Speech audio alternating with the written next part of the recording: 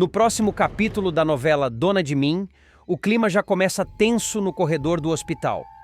Mauro avisa a Jaques que Tânia está por perto e o vilão sente a espinha gelar. O nome dela, para ele, é sinônimo de ruína iminente. Basta uma palavra para seu castelo desmoronar.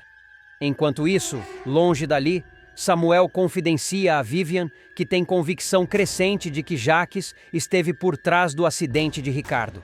A advogada tenta frear o ímpeto do rapaz, alertando sobre os riscos de acusações sem provas, mas também não consegue disfarçar o incômodo com tantas coincidências.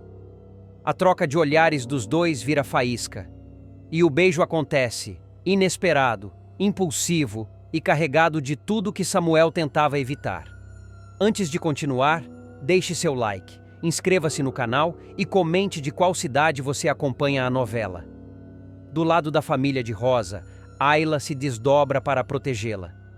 Ela percebe que a avó oscila entre momentos de lucidez e confusão e intensifica a vigilância. A jovem sabe que Jaques está rondando e está certa. O vilão aproveita o estado vulnerável de Rosa para distorcer conversas, plantar dúvidas e manipular sua percepção de quem é confiável. Ayla percebe cada movimento e seu semblante muda na hora. Jaques está avançando perigosamente. A bomba estoura na audiência. Em um golpe doloroso e revoltante, Jaques conquista a curatela de Rosa. Samuel sai do tribunal transtornado, sentindo que acabou de perder a batalha mais injusta de sua vida. Rosa, desorientada, não compreende o que foi decidido. E é exatamente isso que o vilão usa a seu favor desde o primeiro instante. Enquanto o caos domina, a vida continua girando em outras frentes. Thelma chama Léo e Caco para uma proposta de trabalho ambiciosa, enxergando nos dois a combinação perfeita para impulsionar sua nova campanha comercial. Léo tenta manter a postura profissional, mas seu coração ainda está dividido entre o passado que não cicatrizou e o presente cheio de incertezas. E como se os ânimos já não estivessem inflamados, Sofia volta a cutucar Marlon com provocações cirúrgicas, trazendo Léo e Samuel para o meio da conversa só para ver o policial perder o equilíbrio. Marlon tenta engolir a irritação, mas cada palavra dela é escolhida para acertar onde dói. Danilo se entrega à polícia por ser cúmplice na morte de Abel e recusa advogado para deixar a cadeia, e a decisão provoca um efeito dominó devastador. Danilo finalmente assumirá a culpa pela morte de Abel e tomará a decisão mais radical de sua vida: enfrentar a justiça sem defesa, de peito aberto, como se estivesse buscando a própria redenção a qualquer preço. A novela mergulhará fundo na queda moral, no arrependimento e nas consequências que começam a se espalhar como rastilho de pólvora pela família Boaz, pela polícia e pelos envolvidos direta ou indiretamente no crime que mudou a vida de todos. O público verá Danilo em um dos momentos mais vulneráveis desde sua primeira aparição na trama. Sem conseguir dormir, atormentado pelos flashes da noite em que explicou a Jaques como um carro perde completamente o controle ao ter os freios sabotados, ele finalmente se dará conta de que sua omissão foi tão grave quanto a ação do vilão. O rapaz, que até então vinha tentando convencer a si mesmo de que não fez nada com as próprias mãos, será esmagado pelos acontecimentos revelados por Tânia e pela conversa decisiva com Filipa, que funcionará como um espelho cruel, mostrando a realidade que ele se negou a encarar por tempo demais. O clima ficará ainda mais pesado quando Tânia, tomada por uma mistura de desespero e revolta, decidir desmascarar Jaques e Danilo de uma só vez. Tânia contará a Filipa, com riqueza de detalhes, tudo o que ouviu sobre a sabotagem no carro de Abel, inclusive a confissão do próprio Danilo sobre ter ensinado o vilão a cortar a mangueira responsável pelo sistema de frenagem. Filipa, já emocionalmente instável desde a tragédia, ficará transtornada com a revelação. Sua resposta será imediata. Ela irá atrás de Danilo, o encurralará e exigirá a verdade.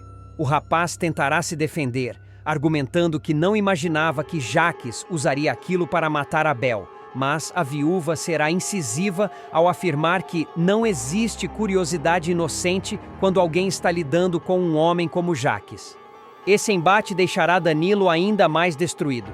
Ele tentará fugir da conversa, se recusará a ir à delegacia naquele primeiro momento e se esconderá atrás de justificativas frágeis.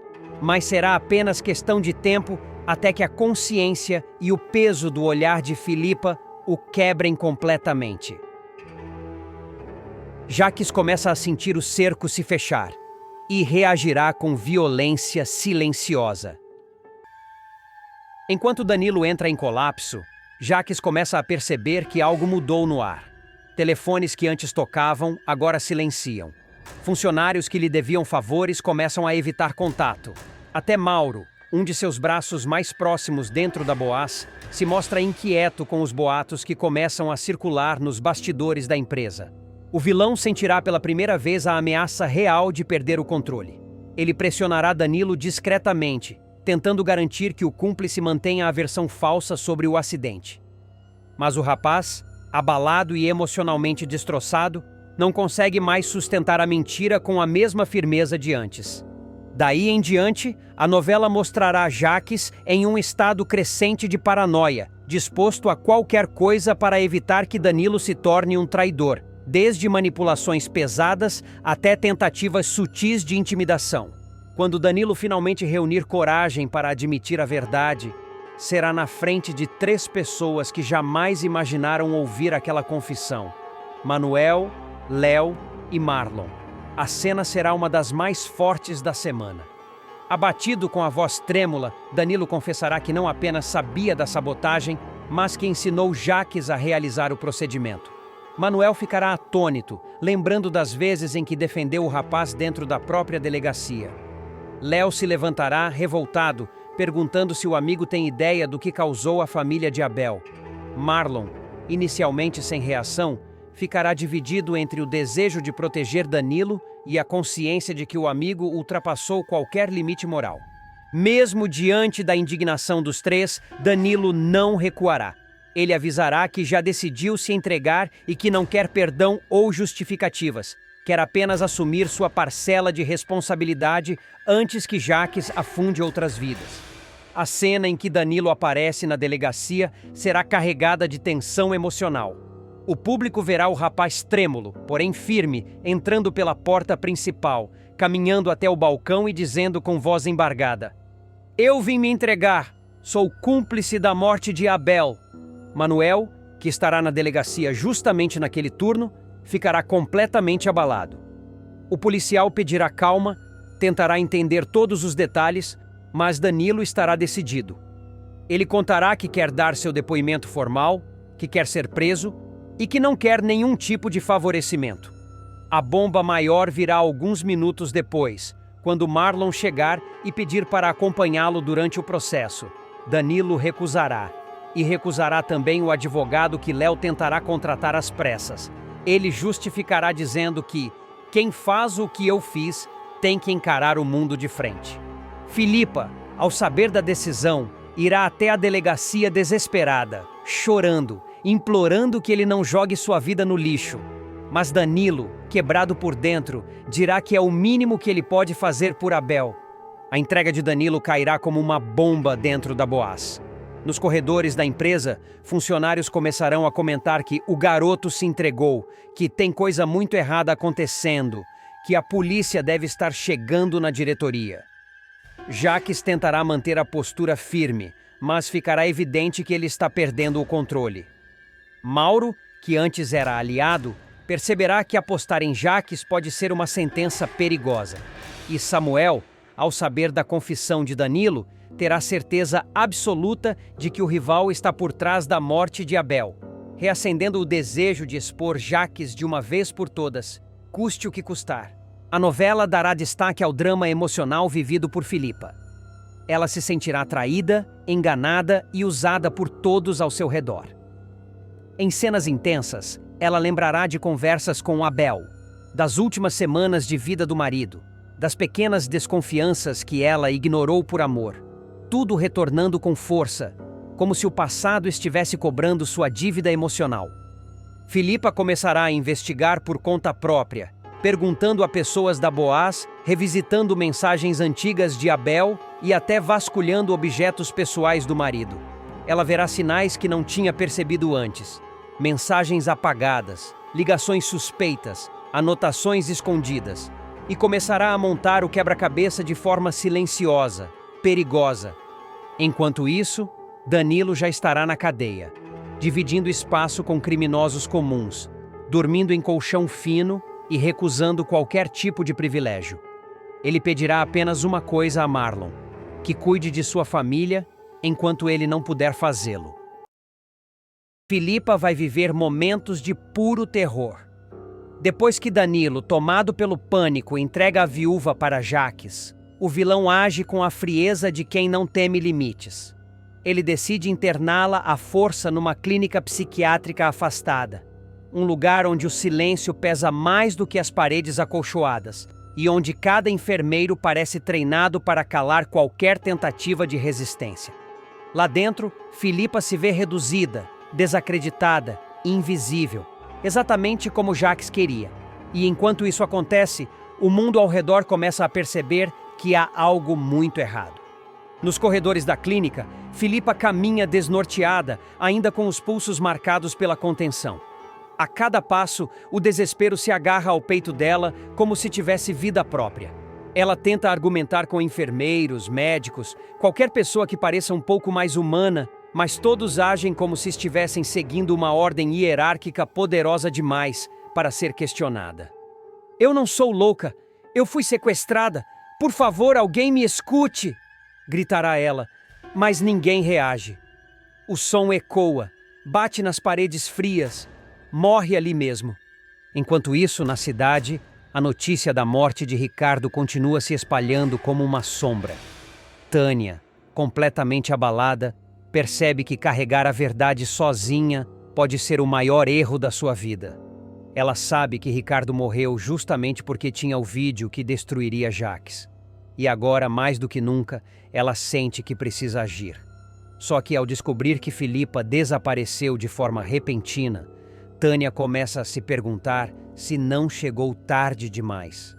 A culpa, o medo e a sensação de que está sendo observada passam a acompanhá-la como um espectro. Samuel, por sua vez, recebe a bomba. Filipa havia procurado por ele. Havia contado que Jaques sabotara o carro de Abel. Tinha prometido entregar provas. Tinha falado em justiça. E agora, sumiu. Do nada. Samuel começa a juntar as peças e o quebra-cabeça que se forma aponta para um só nome: Jaques. Algo dentro dele desperta.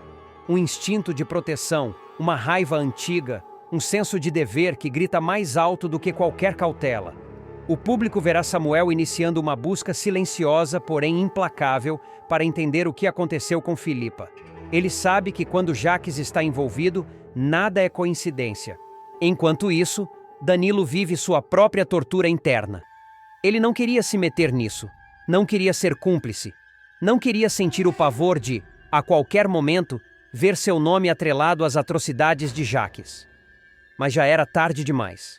Ao entregar Filipa, ele assinou um pacto invisível com o demônio. E o peso desse pacto começa a cobrar seu preço. Danilo passa noites em claro, repassando mentalmente a cena em que Filipa o olhou com desespero, suplicando para que ele acreditasse nela. Ele tenta se convencer de que não tinha escolha, que apenas se protegeu. Mas a consciência não o deixa em paz.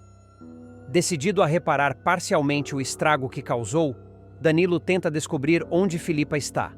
É aí que ele procura Pam, pedindo a chave da casa da viúva para investigar algum rastro. Pam, desconfiada e ferida pela recente avalanche de intrigas envolvendo Jaques, recusa de imediato. "Eu não vou meter minha mão nessa história, Danilo. O que você está escondendo?" perguntará ela, com a voz trêmula. Danilo se embanana, tropeça nas próprias palavras, mas Pam percebe que há algo ainda mais sombrio por trás do pedido. Nas próximas cenas, esse embate terá consequências. Enquanto isso, Filipa tenta sobreviver dentro da clínica. Ela começa a reparar em detalhes sinistros. Portas trancadas mesmo durante o dia, pacientes sedados andando como sombras, câmeras posicionadas em ângulos que não deveriam existir, enfermeiros cochichando sobre a nova interna problemática. Tudo aponta para um fato. Aquilo ali não é uma clínica comum. É um depósito humano onde Jaques tem controle absoluto. E então surge Joana, uma funcionária jovem que tenta aparentar frieza, mas carrega nos olhos um lampejo de dúvida, talvez até de compaixão. Filipa implora a ela. Primeiro, Joana se mantém rígida, repetindo o protocolo como uma máquina programada. A senhora precisa cooperar, Filipa. Seu quadro é delicado. Aqui estamos para ajudar. Mas Filipa percebe uma rachadura naquela fachada. Em um momento de vulnerabilidade, ela segura o braço da funcionária com força desesperada e sussurra: "Ele vai me matar. Você não entende. Eu não deveria estar aqui. Isso é um sequestro. Por favor, me ajude." A partir daí, um conflito interno nasce em Joana. Ela começa a observar Filipa de longe, vê que a mulher não age como alguém em surto, não grita sem sentido, não fala coisas desconexas. Pelo contrário, sua lucidez é assustadora. E isso planta uma semente perigosa na cabeça da funcionária. Algo dentro dela começa a desconfiar que a clínica esconde muito mais do que prontuários e prescrições. Nos próximos capítulos, Joana será colocada diante de uma escolha que pode mudar todo o rumo da história. Enquanto Filipa tenta, a cada nova tentativa frustrada, encontrar uma brecha para escapar, Jacques se move nas sombras, preparando o próximo passo. Ele acredita que venceu, que silenciou a única testemunha que poderia derrubá-lo. E é justamente nessa zona de conforto venenoso que o vilão se torna ainda mais perigoso. Ele passa a construir álibis, manipular pessoas, forjar documentos e, sem saber, desperta a atenção de alguém inesperado. Mauro, o fiel escudeiro que começa a notar inconsistências demais. Filipa percebe que precisa agir rápido. Cada minuto na clínica torna sua situação mais perigosa e Jacques pode estar preparando algo ainda pior. Ela tenta memorizar as rotas, contar quantas portas têm trancas duplas, observar onde ficam câmeras e onde há cantos cegos. O desespero vira estratégia. A cada noite, ela finge calmaria, finge conformidade, finge que os sedativos estão fazendo efeito. Tudo para reduzir a vigilância ao seu redor. Em uma dessas noites, porém, algo acontece. Filipa escuta passos apressados no corredor, vozes tensas, recortes de frases que atravessam a porta. Ela não pode sair da cama hoje. O doutor não autorizou visitas. Reforça a sedação. O coração dela dispara. Ela entende que há algo prestes a mudar. E não para melhor. A adrenalina sobe como uma maré brava. Ela se esconde atrás da cama, posicionando-se de forma que possa ver quem entra. A porta se abre devagar. Uma enfermeira entra com uma bandeja. Filipa prende a respiração. A mulher deposita a medicação sobre a mesa e sai, voltando a trancar a porta. Filipa se aproxima e vê. Os comprimidos são muito mais fortes do que os que vinha tomando. Uma sedação profunda. Uma forma de silenciá-la de vez. Ela sente o pânico subindo de novo. Enquanto isso, Samuel começa a reunir informações por conta própria. Primeiro, pergunta a Tânia onde Filipa estava na última vez em que foi vista. Depois, começa a ligar para clínicas, hospitais, lugares afastados que poderiam servir de esconderijo. Ele sabe que Jacques não faria nada em lugares óbvios. Em paralelo, Mauro, desconfiado, começa a entender que o chefe está mentindo demais. O jeito como Jacques fala, como evita perguntas, como se irrita quando o nome de Filipa surge, tudo isso começa a corroer a lealdade de Mauro. De volta à clínica, Joana retorna ao quarto de Filipa num momento raro de coragem. Ela olha para os lados, checa se o corredor está vazio e entra rápido. Fechando a porta, sussurra: "Eu não posso te tirar daqui, mas talvez consiga impedir que te cedem hoje." Filipa agarra essa chance com a força de quem está se afogando e encontra um tronco para se apoiar. Joana recolhe as pílulas da bandeja e guarda no bolso, substituindo-as por comprimidos inofensivos. "Isso só te dá tempo", avisa ela. O doutor está desconfiado. Se perceber algo, pode piorar tudo. A notícia corre silenciosa pela clínica.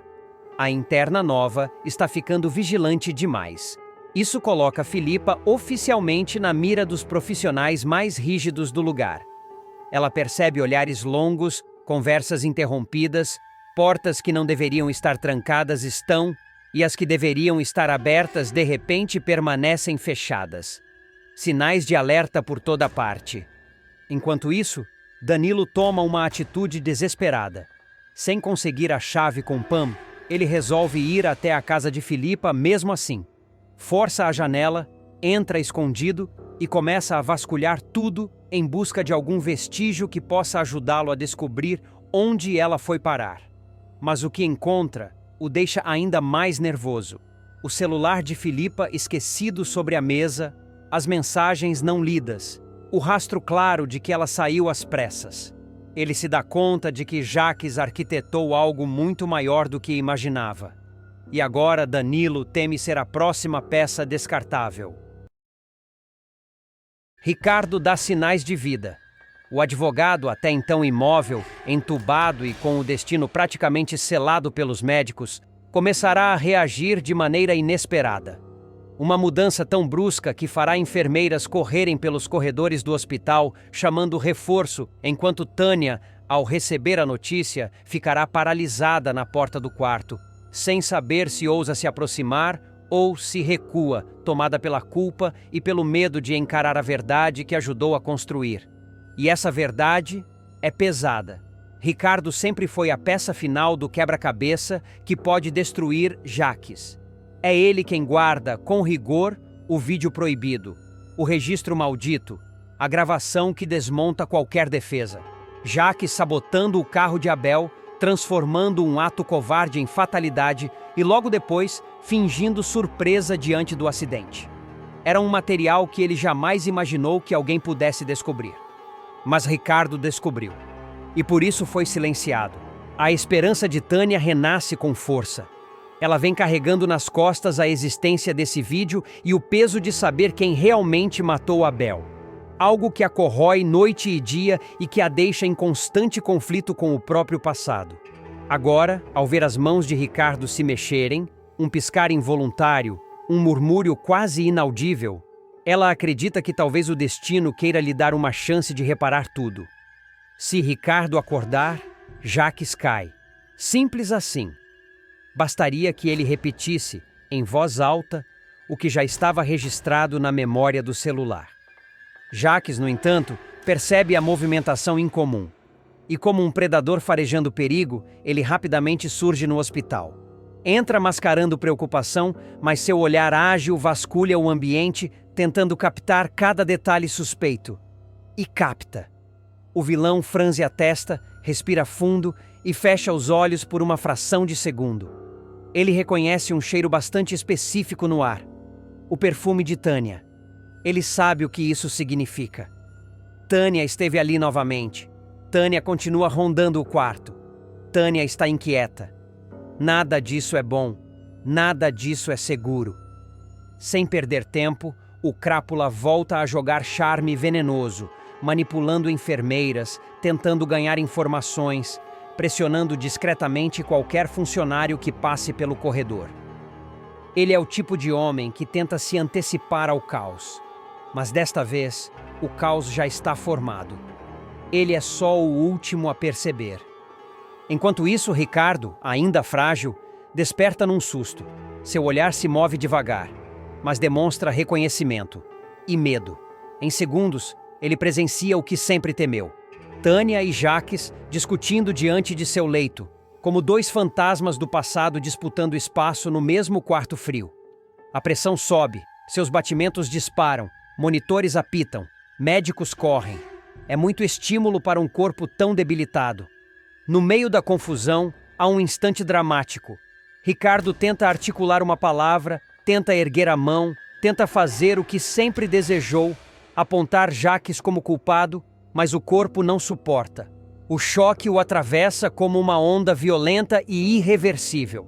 E diante da presença daqueles dois, ele não resiste. O hospital inteiro fica em silêncio por um momento. É como se a morte pairasse sobre todos, arrastando consigo uma verdade que, ironicamente, fica ainda mais viva. Porque mesmo sem poder mais falar, Ricardo deixa um legado que ninguém poderá ignorar. Seu celular, aquele pequeno objeto técnico e aparentemente banal, se transforma no item mais procurado da novela. Um troféu perigoso, uma bomba prestes a explodir. O vídeo que mostra Jaques sabotando os freios do carro de Abel vira alvo de disputa, de desespero, de manipulação e de justiça. Tânia, tomada por uma mistura de culpa, revolta e sensação de libertação, decide jogar tudo no ventilador. Procura Filipa, abre o jogo de vez, revela como Abel realmente morreu, como Jaques sempre manipulou todos, como o acidente jamais foi acidente. Filipa, chocada, sente o mundo virar de cabeça para baixo e essa revelação se espalha como pólvora. Samuel, ao ouvir uma parte da história, perde o controle ao imaginar o nome de Abel, a forma brutal como tudo aconteceu, e a verdade sendo distorcida por tanto tempo.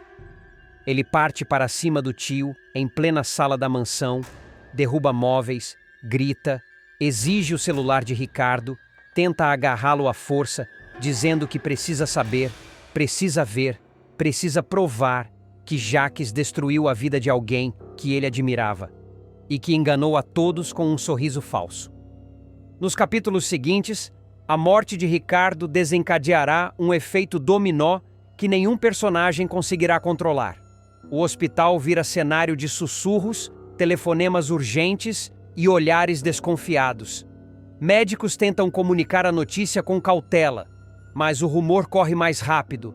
Ricardo acordou, tentou reagir e morreu diante de Jaques e Tânia.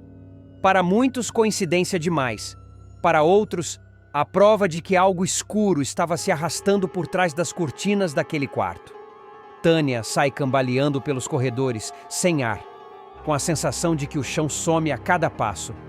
A culpa pesa, a coragem pressiona. O medo tenta arrastá-la de volta para o silêncio. Mas algo muda dentro dela. Pela primeira vez, ela percebe que não há retorno. Ou ela fala agora, ou Jaques vencerá para sempre.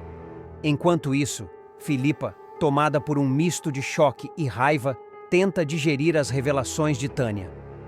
As peças se encaixam de maneira assustadora. A morte de Abel nunca foi acidente. O sumiço do vídeo nunca foi acaso. E o comportamento de Jaques sempre foi mais do que arrogância. Era calculado, milimetricamente pensado para eliminar qualquer ameaça. Filipa sente o estômago embrulhar quando percebe que, por muito tempo, conviveu com um assassino achando que era apenas um homem difícil.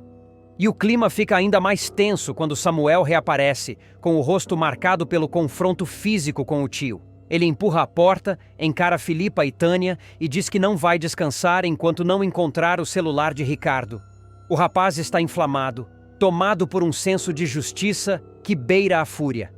Ele sabe que aquele aparelho é a chave para derrubar Jaques e suspeita que o vilão já esteja armando para recuperá-lo ou destruí-lo. Do lado de fora do hospital, Jaques liga para Macedo com a voz trêmula e os dentes cerrados. Ele ordena que o capanga vasculhe a casa de Ricardo, o escritório, o carro, qualquer lugar onde o celular possa estar escondido. A paranoia toma conta do vilão como nunca antes. Ele imagina Tânia mexendo suas peças em segredo, Filipa espalhando conversas, Samuel tentando inflamar o resto da família. Cada movimento passa a parecer ameaça. Cada silêncio, uma acusação. Mas Jaques não imaginava que naquele mesmo instante, um enfermeiro recém-contratado encontra uma pochete presa na parte inferior do leito hospitalar, caída entre fios e suportes metálicos. Algo que poderia ter passado despercebido para qualquer pessoa apressada. Porém, ao pegá-la, ele nota o peso e escuta o tilintar de algo rígido batendo contra o tecido. Seu olhar se fixa. O coração dispara. Ele abre devagar. E lá está, o celular de Ricardo. O rapaz leva um susto ao ver a tela quebrada e o estado do aparelho, mas percebe que ainda há carga. E sem pensar duas vezes, entrega o objeto à equipe administrativa do hospital como item de paciente falecido. Uma decisão burocrática que, sem ele saber, coloca o celular exatamente onde ninguém esperava. No arquivo interno, lacrado e catalogado com nome, data e prontuário. O destino, caprichoso, faz com que Tânia passe justamente pelo balcão segundos depois, reconhecendo a etiqueta presa ao saco transparente. Ela sente um frio na espinha. Aproxima-se devagar, como se uma força invisível a chamasse. E quando seus olhos veem o nome de Ricardo ali, ao lado do celular que ela julgava perdido, o mundo parece girar. Pela primeira vez, ela enxerga uma chance real de virar o jogo. Do outro lado da cidade, Filipa começa a preparar movimentos estratégicos. Ela procura Rosa, que tem grande influência, e confidencia que algo muito grave está prestes a explodir. Rosa, sempre intuída, percebe que pode ser o momento perfeito para confrontar Jaques publicamente e finalmente dar respaldo a tudo que Filipa e Samuel vêm tentando denunciar. Mas Jaques não está parado. Ele sente um incômodo crescente, como se a qualquer segundo alguém pudesse surgir com uma prova definitiva contra ele. Ele se veste às pressas, pega as chaves do carro e dirige como um furacão até o hospital, decidido a recuperar o celular antes que alguém o veja. Seu rosto carrega uma fúria silenciosa, uma tensão que anuncia tempestade. No entanto, quando ele chega ao saguão, tudo muda. Ele vê Tânia de costas, segurando o saco transparente onde o celular está guardado. Seus olhos se arregalam, o pulso acelera, o sangue sobe. Ele jamais imaginou que ela encontraria o aparelho antes dele, e menos ainda que teria coragem de tocá-lo. Ela vira devagar. O olhar dos dois se cruza. A tensão é elétrica. As palavras se formam na garganta de Jaques, mas não saem. O hospital inteiro parece ficar em silêncio, como se o destino aguardasse qual dos dois fará o primeiro movimento.